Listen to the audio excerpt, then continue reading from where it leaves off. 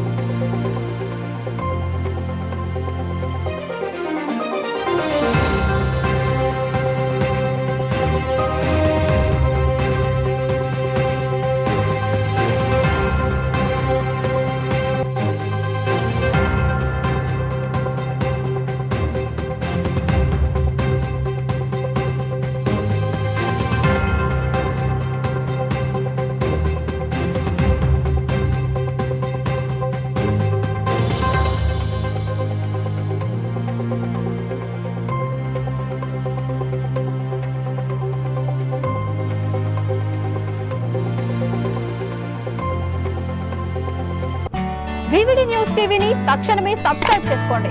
Notification కోసం bell icon click చేయండి.